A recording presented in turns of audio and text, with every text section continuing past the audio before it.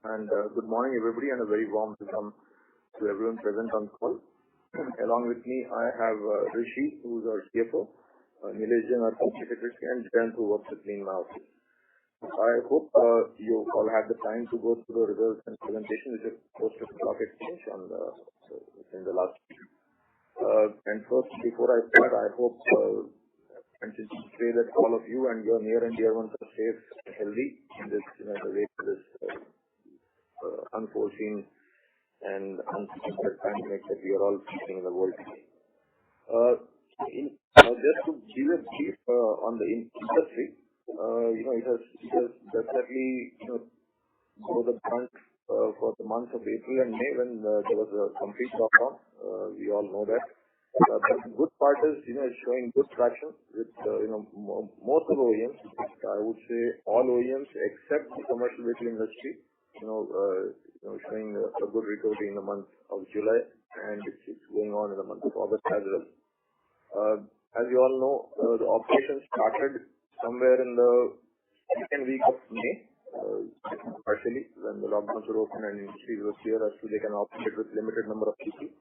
So the utilization obviously in May was quite low. Also in June, demand did pick up, but it was still low.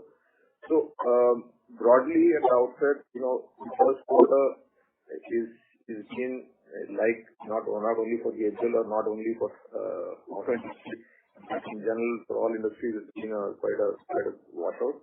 You have to look at the results in that perspective.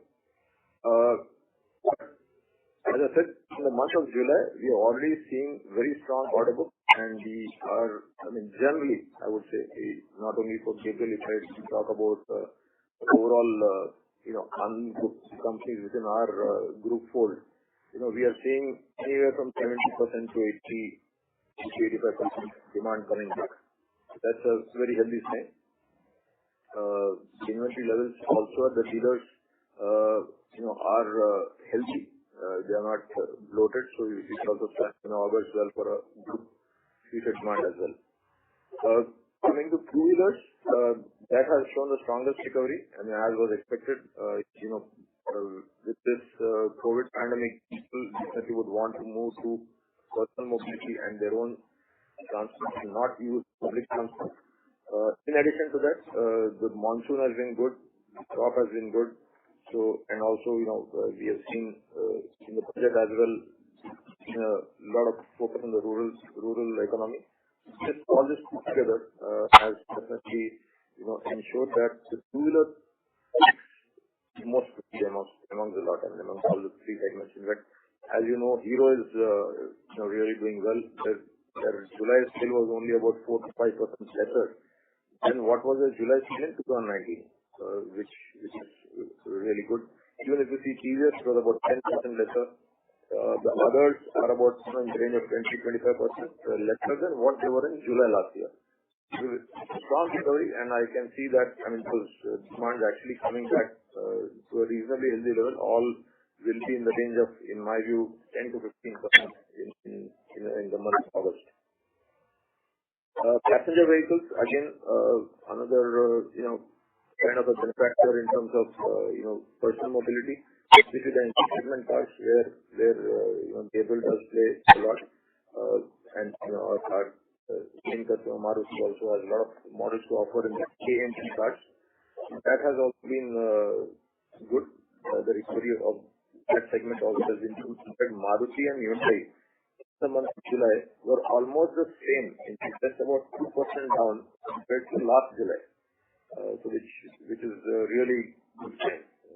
So passenger vehicles also are reviving very fast. Yes, as I mentioned, commercial vehicle is really struggling, and that I don't think will recover very soon. The demands are about 50+% less than what we are seeing in last July, and I don't think that will change very much going forward, because reasons are, we all know, one is the cost overcapacity when the axle load norms got changed, and in addition, turnaround times have improved and the demand is pretty less. The investment also is kind of taken a little backseat. So all this so that commercial vehicle is going to continue to face headwinds much more than the other two segments.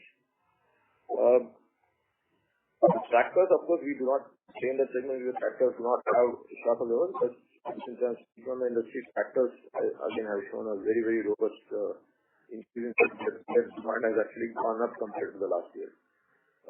Three-wheelers, which we serve, after a small portion, but three-wheelers has taken a big hit again due to the same factor of mobility, which is helping us in two-wheelers and passenger cars. It's actually working negative in the three-wheelers. However, I'm sure this will go, but again, talking about exports, this demand is still good, and we do cater to the export models, both in terms of TVS and Bajaj in three-wheelers. So that pool has been quite healthy.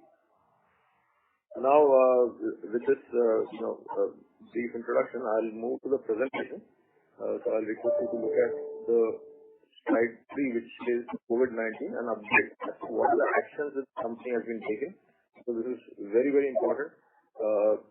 So one, it guarantees the health of the employee. It helps in employee motivation, and of course ensures that our production continues without any hindrance. So this is that's why we thought we'll as well share. Last time I shared some pictures of the various actions that we have taken. That was very clear. So at Gabriel and at Anand Group, we have been very, very particular. And in fact, we have been quoted in several industry forums as, among the leaders in this aspect in terms of following all the practices and guidelines issued by the government. Just if you see on the next slide, in terms of our response to COVID, our employee strength is about 2,800. And out of this, we have had only 4 plus, even if I add the latest update, it's 4. So total 8 employees have been identified as COVID positive, and I can share with you that all have recovered and all are discharged and actually either back or almost going to join back duties. So that's the good part. We do a daily monitoring of the health status at the group level, and there's a review which we during the peak times we used to do on a daily basis. Now we do on a weekly basis of each company, not only Gabriel, where the response rate, we have made a Google form where there are several set of questions, which is to be filled every day by 100% employees. And the response rate has been 90% plus. So, it's a very, very wide and deep coverage of all employees. We also have the Arogya Setu app, which has been recommended by the government. We also implemented a new way of monitoring, which is a COVID monitoring officer. We have appointed in each plant a COVID monitoring officer whose role is to see that we do not slip on any front as far as COVID precautions are concerned. Because, one is the health part, and we all know that any negligence can be quite disastrous as far as the company, the employee safety is concerned. We have to be very, very careful, and we don't mind even starting on the side of being over cautious in this regard. It is the stand and approach that we have taken. Disinfection of cells and sanitization of workplace that happens absolutely regularly. Masks have been provided to each and every employee, and they are replaced at regular frequency. And continuous training is being given so that nobody, forgets or takes a shortcut or whatever. So this is what I would want to assure all of you on this front. The slide 5, shows the statistics. You can see, the kind of statistics that we are monitoring at the company level. This is captured, as I said, on a daily basis. So we have left absolutely nothing to chance. And I already mentioned, that all the employees who have been, a few employees who have been found as positive or healthy and back. If you see that serial number 9, which is production loss due to health concern, has been 0 hours. So that is really very encouraging for all of us. That we have not lost a single hour of production because of health concern. Yes, we are facing challenges, which you can see in the serial number 7, where we have had to quarantine some cases as a precaution for those who have been in contact with the person, either in the company or with, let's say, their roommates or friends outside. So this is now number 69 people. Again, in terms of total of 800, 69 is not a big number. But yes, in some plants it does put pressure on the manpower planning. I think you can only take confidence and with tremendous faith that we are doing this absolutely very, very stringently. Now moving on to the quarter update, slide number 8. Financial highlights. Revenue was, as I mentioned, really very low, 123 crores. You all are aware that normally our hit rate per month is almost 160 crores plus. This is for the quarter which is only 123 crores. Most of it happened in the month of June, actually. So I don't think it's right for us to compare with the previous quarter or year-on-year quarter. We all know not the right comparison. I'll not spend much time on it. Obviously, EBITDA did take a hit. Similarly, the PBT as well has taken a hit due to lower operating leverage and lower absorption of fixed overheads. But having said that, again, we have at the company launched a really very aggressive cost reduction and cost control program, and we are trying to flex all the costs to the extent possible so that we mitigate the loss of profit. That is the action that we have taken, and I can only share that it is working very well. We have launched under the name of the initiative is done in the name of 490, which, if you remember, I had shared in the last year somewhere in Q2, which was cost reduction in 90 days. So that initiative really worked well, and you all must have seen the improvement that we saw in the Q4 in terms of despite being the lowest sales quarter, we had a very we recovered on the EBITDA front. So that initiative bore us some very good fruits. We are continuing that with even more focus on aggression and across all plants. So that 490 initiative continues for us. If you come to slide 9, the key point here is the balance sheet net cash position of 151, despite whatever has despite hardly no sale and no obviously no production happening. So we have focused a lot on receivables. We are continuously working on reducing our inventories. This has helped us have this healthy position of net cash of 151 crores. CapEx in this quarter we incurred about 12 crores, mainly on R&D. We are coming up with a new tech center in Chakan for the passenger car commercial vehicle and railway. We already have a tech center for 2 and 3 wheelers in Hosur. So we are now building, the building is ready, and as again shared earlier, we are not going to cut back on any expense which is around technology, around productivity, around quality or safety. That will continue. We are not taking any short-term measure on that front. The CapEx incurred is mainly on technology and automation. In terms of slide number 10,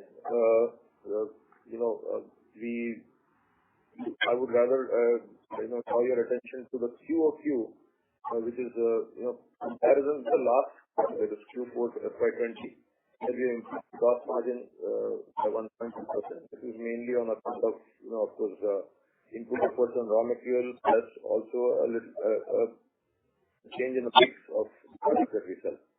So this is what has contributed. So again, they maintain high liquidity, strengthen the network continuously, working capital efficiency already. That is really being attacked very, very well. The final statement, as I mentioned earlier, this quarter I would it's not much to be compared.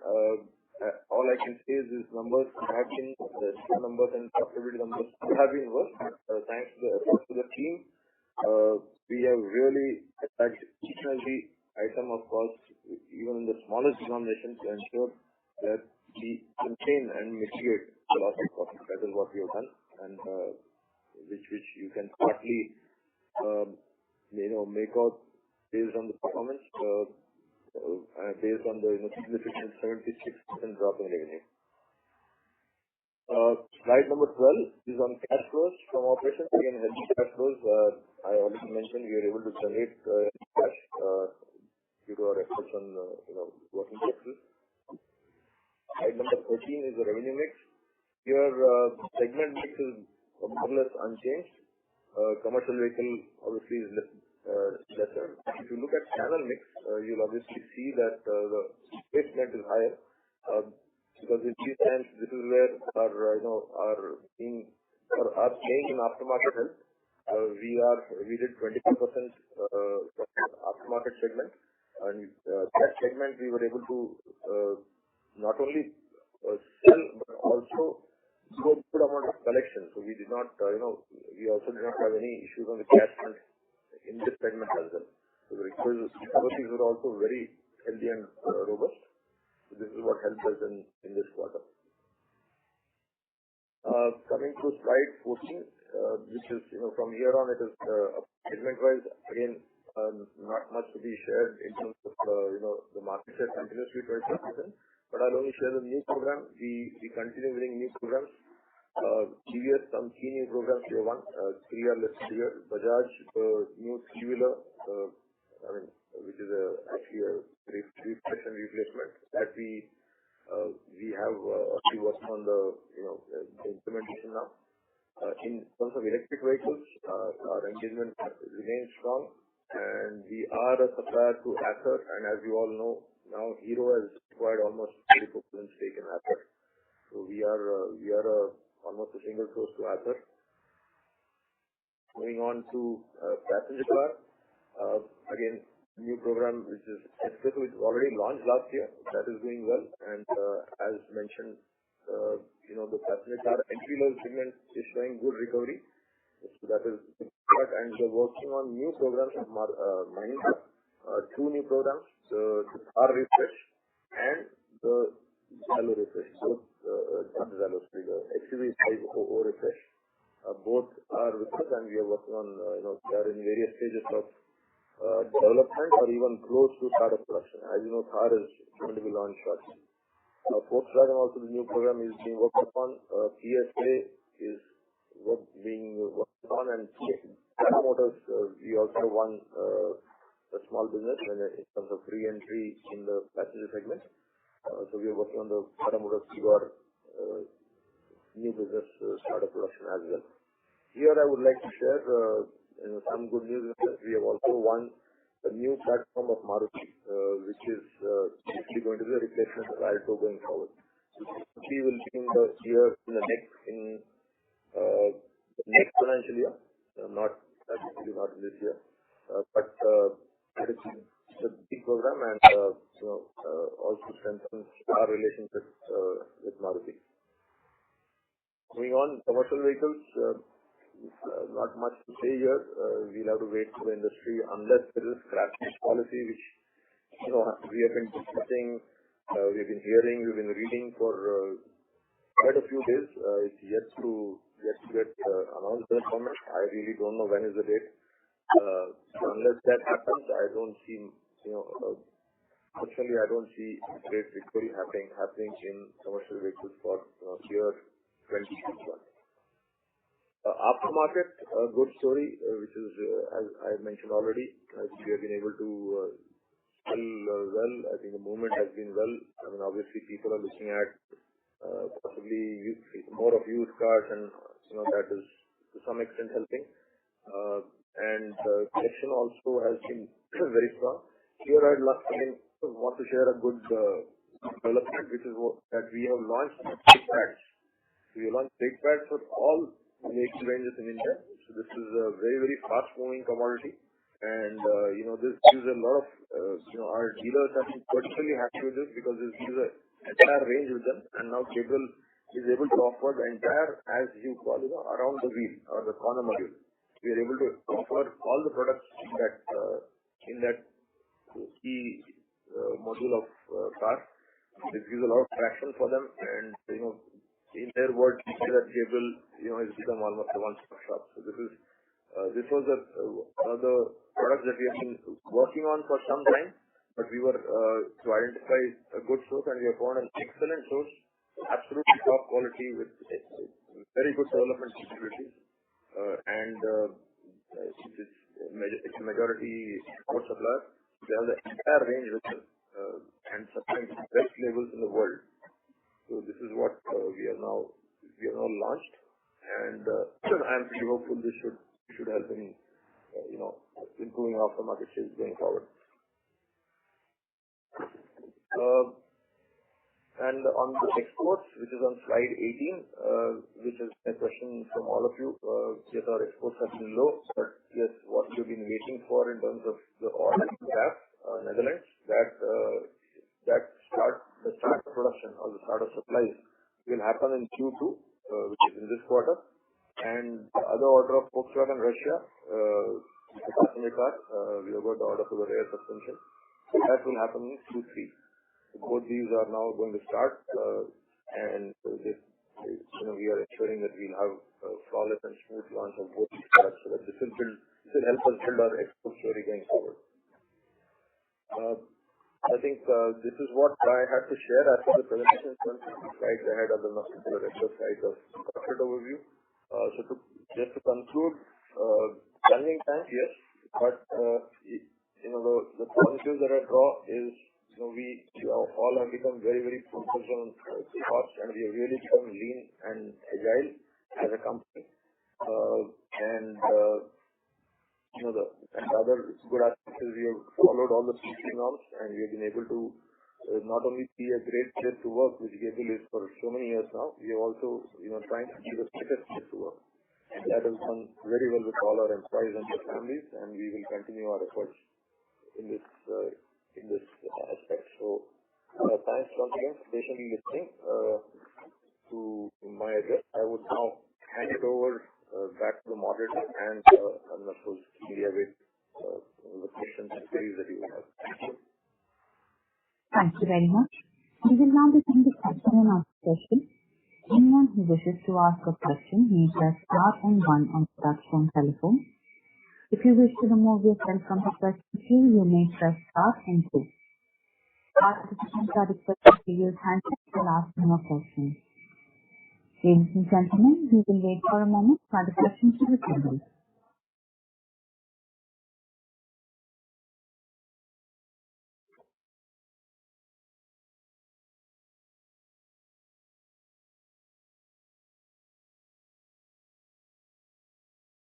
First question is from the line of Pierre Anton from Antique Stock Broking. Please go ahead. Yeah, hi. Good evening, good morning. It's great to hear a lot of cost reduction efforts and all.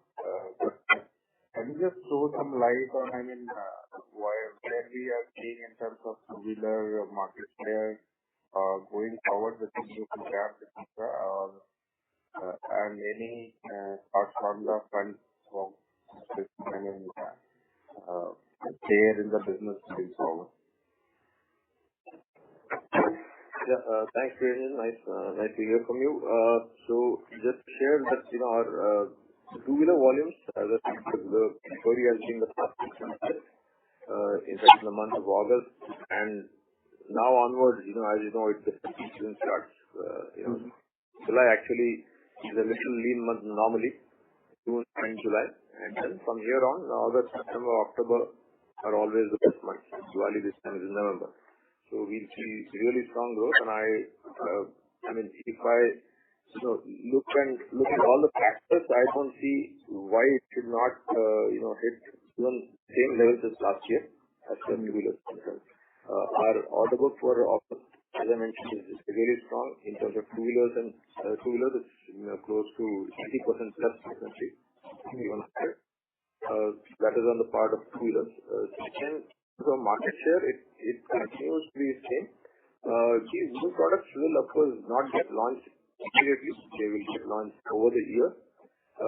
As you know, last year all the OEMs were actually focusing on this BS4 to BS6 transition. So, had actually deferred a lot of their new products to this year.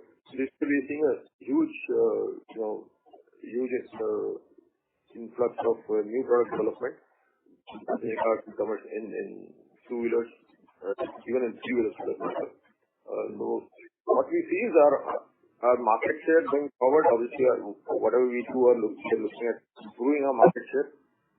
Electric vehicles, we are there very well entrenched, so we see that the electric vehicles should start seeing in a bigger way going forward.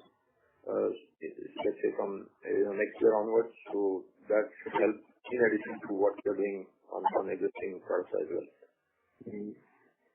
Maybe thoughts on front scope, that is one of the focus areas. So one action which we had, as mentioned, the Sanand plant, which was set up solely to meet the demands of Honda motorcycle, Honda Activa front fork, that is fully on stream. It got commissioned in the Q1 of last year. In fact, we just started kind of hitting peak volumes in February, and then the lockdown happened. Certainly that is going to help. And based on that, yes, we are looking at improving that share further, even in other models of HMSI. Sure. And with you mentioned about the Maruti's new order program. Yeah. So will it, will it be more of a replacement of your existing business? It will be a replacement, right. And any thought on the new program that Maruti that you can take possibly? Yeah, so there are other programs which we are discussing. This is one that we have, almost officially awarded. There are others that we are working as well. I really cannot comment, but we are, I must say, we are in positive territory as far as the other new programs are concerned. Any thoughts on railway side? Railways, continues the good that we saw in the last year. Last year we had just, almost 100% growth in railways, also on a small base. This year also, but hit rate at least is continuing despite, COVID. So it's fairly healthy. So it may, because of April and May and June washout, we may see the overall number go down. But I must say, per month, railways is pulling decently. And we have also done the order for the fastest train 18. That is also going on. We are also working on some other, we are trying to also address the metro. We have taken a focus on addressing the metro. That is mainly for the more on the replacement side. So we have got our at least, from Bombardier. We're working on that as well. Okay. So last year, on the railway side, can we see significant change in shares 3 years or 4 years down the line? The share, unfortunately, railways is a tendering business. So I don't think we'll see a big change, because even if whatever I do, there's a process they follow. We cannot get additional share. That's why we are working on development of, as I said, the metro and the locomotive shop observers. So we are trying to expand our reach to other products so that we are able to overcome this limitation of tendering business. Okay, sir. That's all from me. Thank you.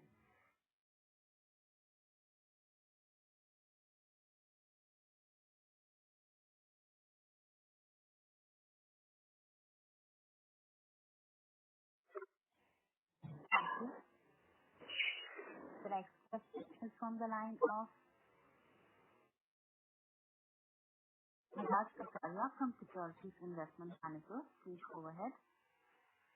Hi, thanks for the opportunity. Just had some questions. First, you talked about 490 program and us accelerate that program in terms of getting more cost saving.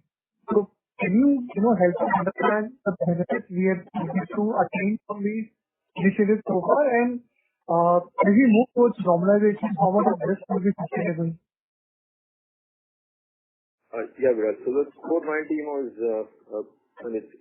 we were always doing this cost reduction program, which was done in different pockets separately. So what we thought is time for us to integrate the whole effort and start driving it at our level. In fact, we shared with you the methodology.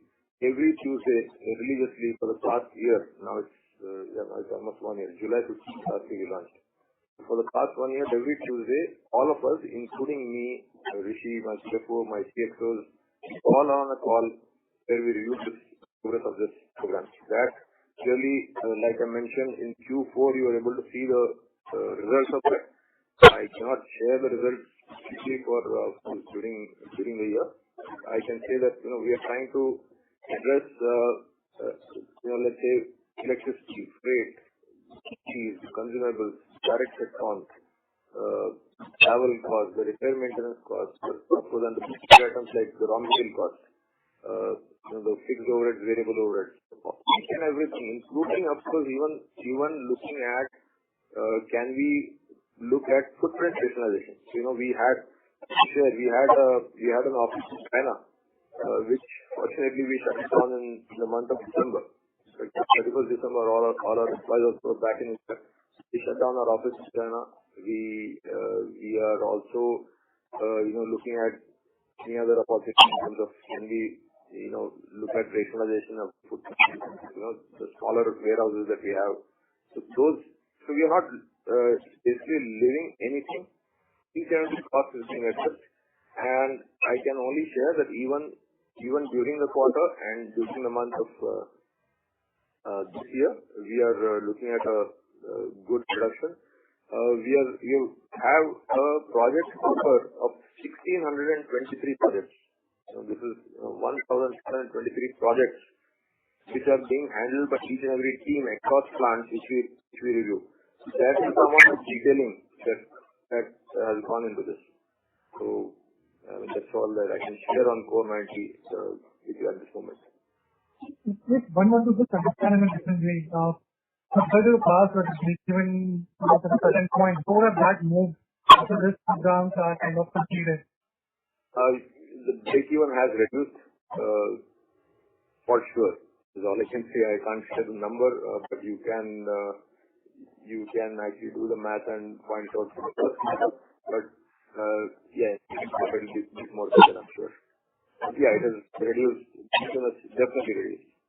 Okay. That's all I can. Right, that's the idea. Okay. Thank you. Second question is, we mentioned in the analysis that you graduated from product manufacturing to component, and that before, apart from few shop and that we are among the few job absorber companies that have developed end-to-end know-how and design and manufacturing. We also talked about design and fabricating capital equipment. Would you please kind of elaborate on the capital equipment part? What do you mean by it, and does it reduce the time for the customer or benefit us in terms of lower capital cost versus competition? Yeah, certainly. So Viraj, a very good point you brought about, because earlier you should see from our history when the capital equipment, a lot of manufacturers, but capabilities are not so good. Today we have excellent capabilities available in the market. People can design, develop, and manufacture machines for you. But to meet the specific requirement of what we need our own talent and our own knowledge and to work on these concepts. What we do, we don't manufacture them in-house, but we have a complete team of design engineers, design the concept, develop the concept, and work along with these suppliers. Again, a set of suppliers, mainly in the region of Bangalore and Pune, and we develop our own machines so that they are best suited for our needs. So we get the best from them. Into cost advantage, just to share with you one particular machine which is a very critical process, which we were looking at imports, and we had scanned the globe and taken the quotations.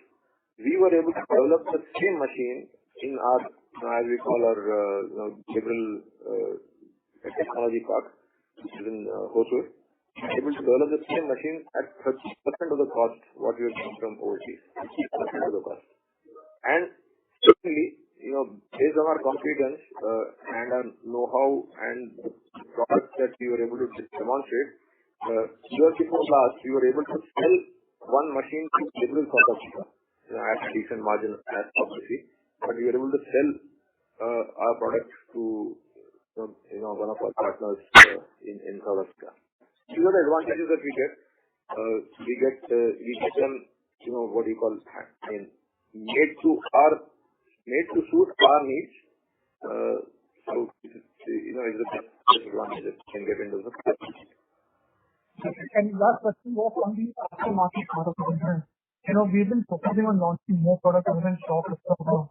So can you just provide some split between the two, the shock absorber and other business contribution in the aftermarket? And I'm assuming other than shock absorber, both of these are on an outsourced basis. So would it be margin dilutive to the overall profit margin, or it will add to our overall profit margin? Just kind of understand on that. Okay. Raja, I think good question. So if you see slide number 20 in the presentation slide, the aftermarket part, you try to show that shock and struts will continue to be our core, which is 62%. Others now constitute 18%. With 18%, we can definitely take it higher with launch of brake pads and other products. We obviously are looking at a bigger pie. So this is the split between shock struts and non-shock struts products. Secondly, in terms of tailored products, I will again, while you cannot have ours, I would again repeat what I mentioned all along, is that we select our suppliers very, very carefully, and we apply the most stringent OE standards. We do not at all dilute on that front, because it's finally the brand that we want to preserve. We select these suppliers after a lot of research and undergo the same rigor of selecting a OE source. And then we develop the source, and then we get into the trade of these parts.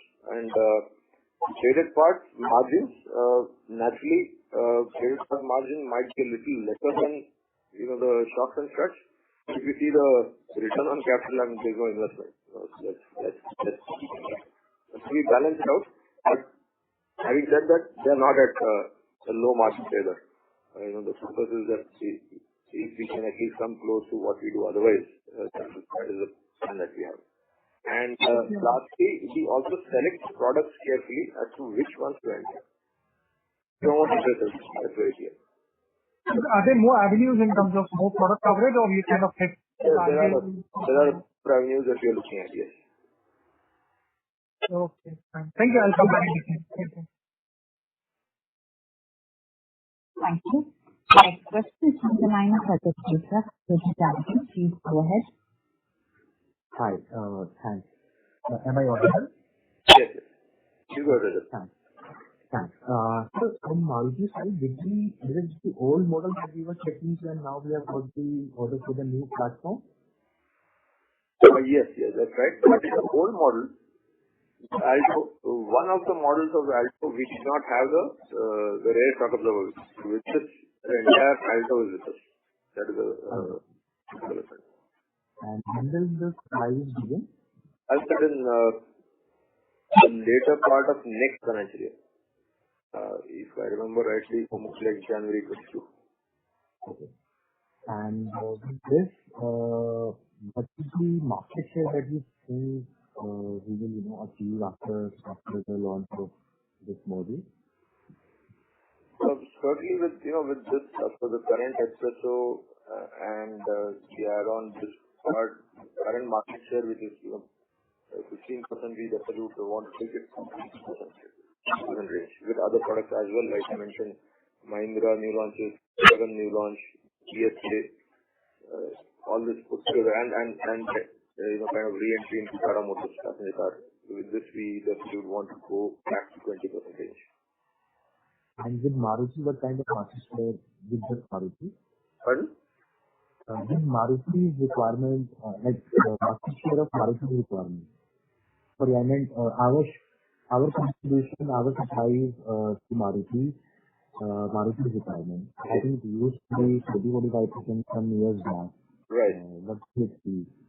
Yeah. In terms of the exact number, I can't share, but all I can say is we are the number 2 source in Maruti. The number 1 source in terms of their market share is Tenneco, who is among the global leader as well. And the number 2 clearly is if you have to share some of the learnings, some of the things that went wrong for us in terms of in this segment where we continued losing market share. So what really went wrong, and what was learning, and how are we going to correct them?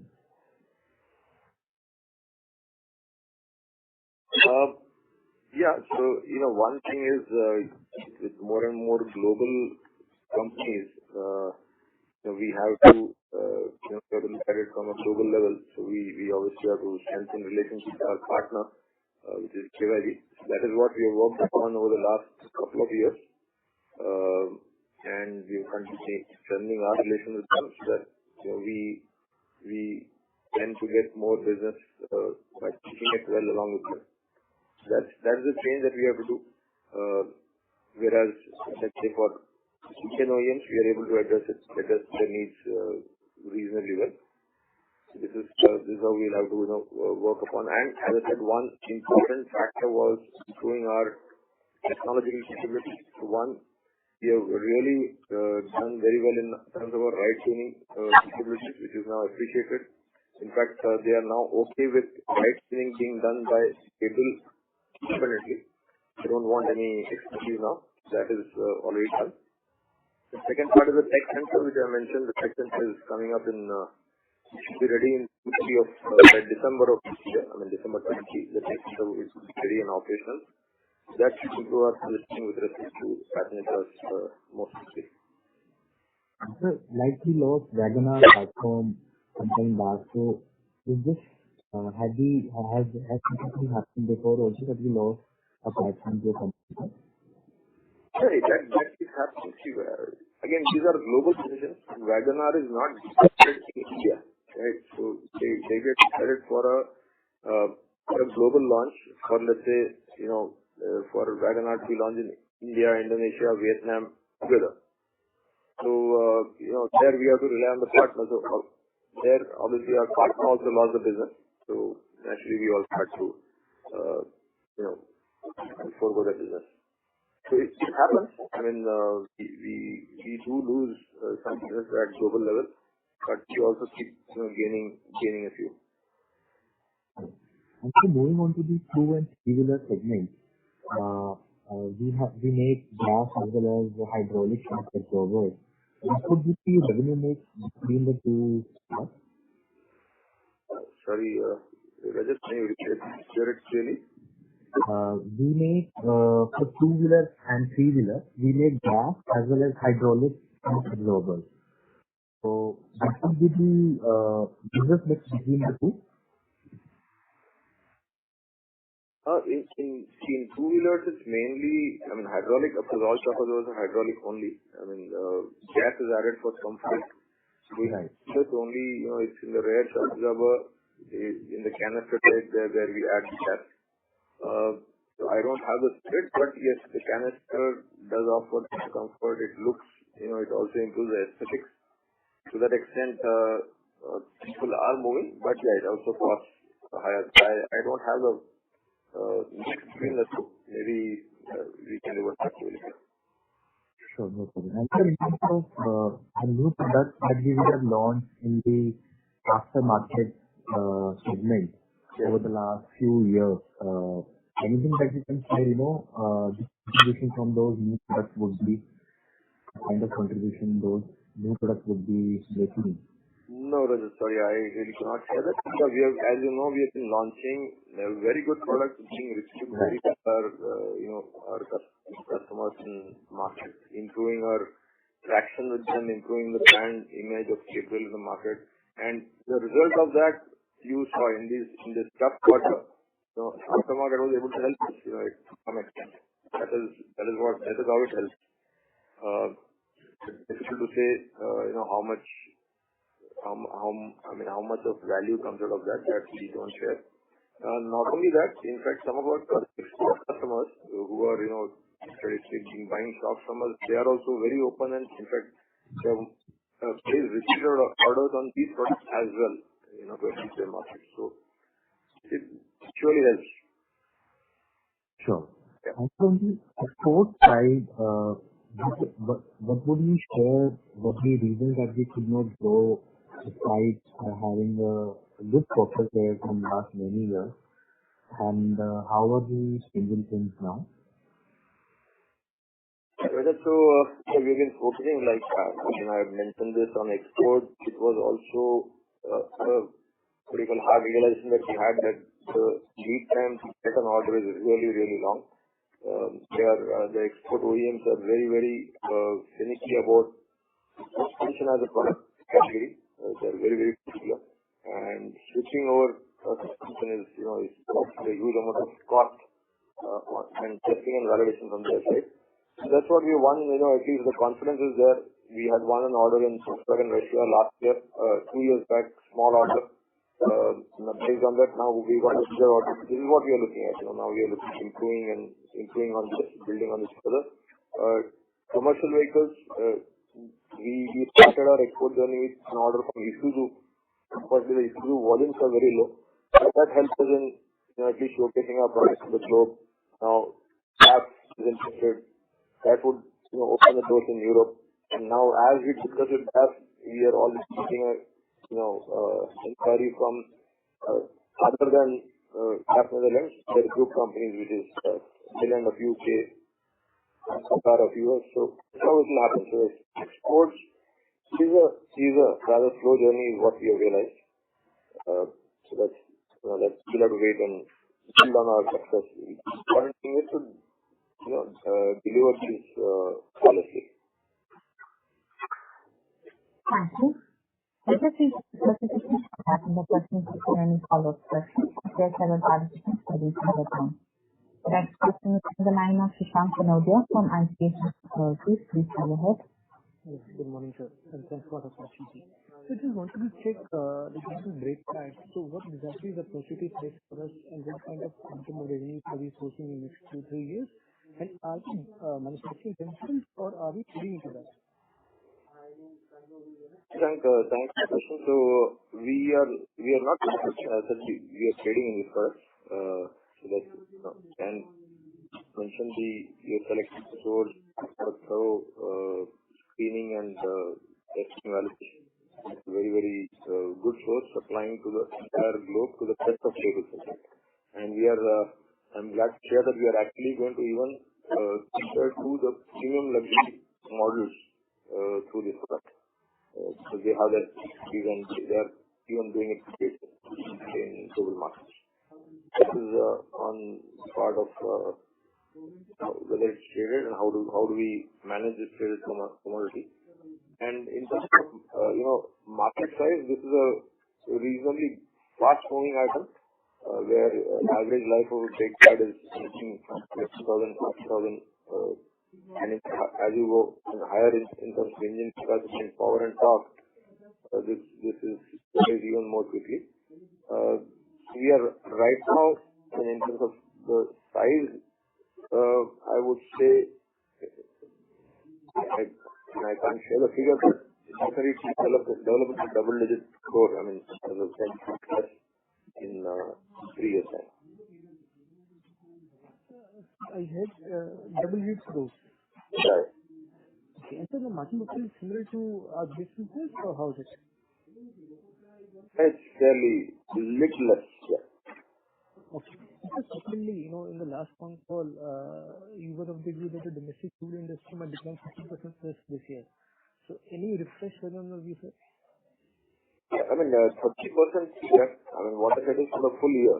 So April, May is anyway gone, right? So 2 months are gone, which is clearly, let's say, 16-17% gone from the market. That will never come back. So it's a demand that is gone forever. So the balance of the year, again, you're saying, if you see June, July, it's nowhere near 100%. July and August, it's still not 100%. So overall, at 50%, but that can't, I mean, actually looking at the full now, it can be better. Those numbers can, I mean, at least for the two-wheeler, if there is no second wave, so there are too many ifs and buts, but and nobody is able to get that right now. But if this continues, we can look at a figure than 30%, more towards 50%. But again, it's only a, it's only a guess. Right now it's very difficult. We literally have to take each month as a guess. Can you just give any time or is it impossible at all? No, I don't think it's possible. Just to share, we were in advanced discussions and for the new plant, we have not got the business, no, definitely not. But we were in advanced discussions and we moved definitely much better than what we had discussed, let's say 4 years back. The discussions were, at much senior levels as well. Then yes, the volume last year onwards started, as you know, last year volumes were very low, two-wheelers, and the entire year, entire industry was in a downtrend. And then followed by COVID. So right now all plans are kind of on hold. We'll have to wait, but I'm not saying that it is impossible, no, not at all. Okay. So just one last thing. So on the vision statement that you intend to be in top 5 shop companies, any progress on the inorganic front or any other contact license? Yes, so we are continuing planning.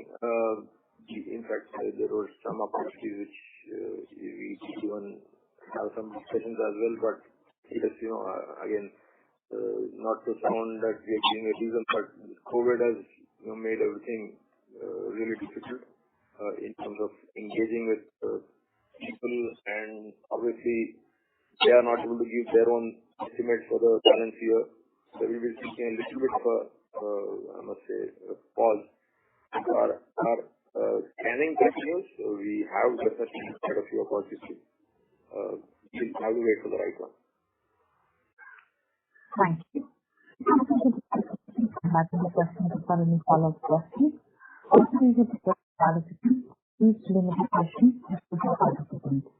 The next question is from the line of Adit Shah from Hydrogen Securities. Please go ahead. Hi, thanks for the opportunity. I wanted to ask, over the years, I've been seeing that your legal and professional fees has been your highest expense other than employees. Please explain, clarify that item that I'm not able to understand. Yeah. I think I'll ask Hi, Amit. Good to speak with you. So, this is something that we've been speaking about in the last call as well. The legal and professional actually has a management service fee incorporated into it. That's why you see that number to be higher in terms of compared to the other ones. We don't have much authority, neither we have a technical fee, and there's a lot of services and support that we drive, apart and including from brand retail that we take from unincorporated. That's the composition of legal and professional. Other than that, the amount is really small. Okay, that's all from me. Thank you. Thank you. Thank you. The next question is from the line of Abhishek Maheshwari from Wallford Financial Services. Please go ahead. Thank you for the opportunity. I just wanted to know if there's any impact on raw material availability and the price right now as compared to previous year. When you talk about raw material, in terms of availability, we are not seeing any issue with the raw material availability. Yes, there are some challenges in terms of supply chain and logistics sometimes. But in terms of pricing, yes, steel we are seeing a bit of coming up on the prices. That is happening. And second, if you talk about raw material in the sense of other two manufacturers, certainly there are challenges that we are facing from them in terms of their manpower availability. You all must have read on the migrant labor, and most of these companies do rely a lot on this migrant labor. The problem is reducing, and we have not, Gabriel has not yet caused any supply disruption to any of our OEMs, and we'll continue to do so. But yeah, going forward, it is only going to get more and more challenging. Again, it's not only particularly for Gabriel, this is for the entire industry. It may take a couple of, maybe, I don't see it going beyond one more month. I think September things should stabilize. Okay. And so my second question is, since the steel prices are coming up now, Do you think to pass on that cost to the end customer, or we are facing the? Yeah, it is almost entirely indexed to the customer. Okay. Thank you. Thank you. The next question is from the line of Viraj Kacharia from Securities Investment Management. Please go ahead. Hi, thanks for the opportunity. I just had one more question on the business side of the business. So we have seen a number of new players. They are looking at railways as a segment, which will affect the pricing in the competitive environment. So how competitive are these versus other players, and will this be the highest margin segment for us? Viraj, we are quite confident on this segment. We have been winning tenders continuously. I don't see an issue there. And if it comes to that, we in fact proactively we also launched a program under 490 to ensure that we remain competitive in railways. And yes, that is among the highest margin segments. And even on the more export part of the business, that's been quite a slow journey. Now, typically what we understand is it takes at least 3 to 5 years or even slightly longer in terms of getting that approval and validation from OEs and being involved in some new programs. Since we've been kind of interacting with a lot of OEs and in certain cases we've seen that scale up, where are we in that whole evolution journey? Is it that in the next 1 or 2 years we will see a significant step up in terms of export business, or you think that it's still a more long stretch in terms of how long it is? Yeah, so it was up to the question of getting those first breakthrough orders. So in commercial vehicle, we got a marquee customer. In passenger car also, we have now got a good customer. So this should definitely open up doors. I mean, in terms of the first question is whom are you supplying? That is one. Second is with this strategy of everybody after what developments are happening in terms of everybody's view on China. They're now talking of what they call China plus one or China plus alternate. That's the strategy that all global OEMs are looking at. In this, I certainly hope that we may get some opportunity, particularly in the commercial vehicle space. But it's not going to happen in let's say in a year or 2 years. Definitely more than 3 to 5 years ago. And when you say acquisition, would that be largely on the overseas part? Is that a significant area for us given the kind of timeline it takes? Is that something what we are doing on another factor in the scale of business? So your voice was breaking a bit, Viraj, so I couldn't get that. I was wondering, you said about us also scanning new opportunities at the acquisition. So largely in the domestic market, or we are focused more on the export and the international part of the world? It's actually both. Okay, thank you. Thank you so much. Thank you. Thank you. And if the moderator, I'll have to log off at 12 because I've got a meeting lined up at already I'm a bit late, so that is okay. Sure. Also, can you take one last question?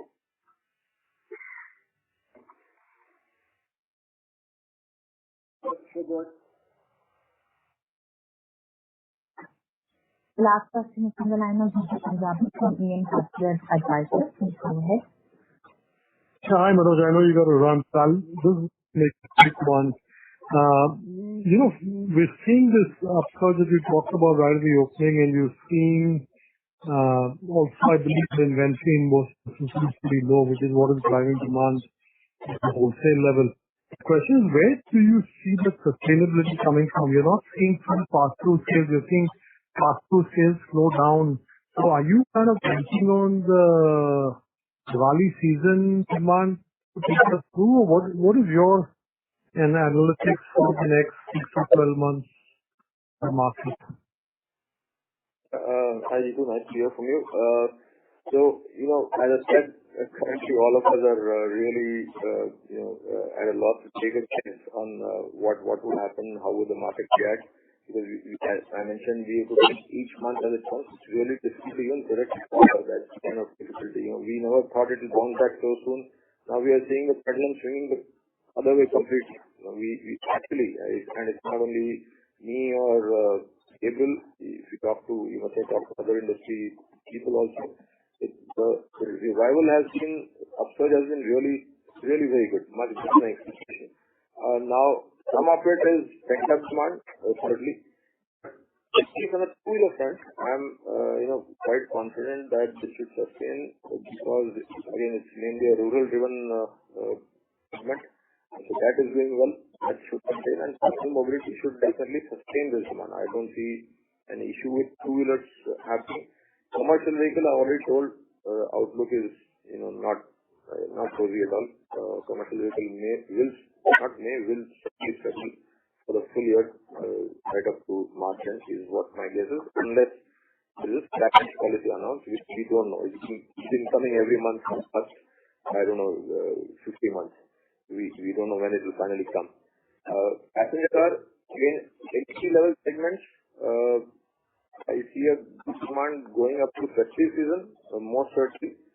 And after that, last quarter, Jan, Feb, March, we all expect that this pandemic to at least settle down to whatever extent people will be able to either live with the new normal, or there is a discovery of a vaccine. Again, it's a big guess. Q4 should be okay. At that time, the festive demand should be get through. So, on passenger car as well, I see it sustaining. Overall, I must say it looks okay. Thank you. I would now like to hand the conference over to Mr. Manoj Gulati for further comments. Okay, thank you. So thank you all, and sorry to cut it short because as the time has been good well, and we have a customer review meeting which I'll have to one thing that this lockdown has really taught us is how to use digital media, and we are all realizing we are more busy than what we were earlier in terms of constantly attending calls and on Teams or on Skype or on Zoom also. So this is made, in a way it's good, in a way it only means that business is strong and things will sustain. As I mentioned, we are now little more optimistic than what we were earlier in the last call, because things have kind of become a bit clearer. Yes, we cannot entirely dismiss the second wave and the actions of government if there is a second wave. They would have obviously worked in the best interest of the nation. We really can't really get on that. But yes, our outlook is a little better than what it was earlier. So I hope we enter a good season now, and I wish all of you a very, very happy, healthy, and safe festive season, and pray for all of our health, safety, including our near and dear ones. Thank you once again, and look forward to meeting you next time. Thank you and goodbye.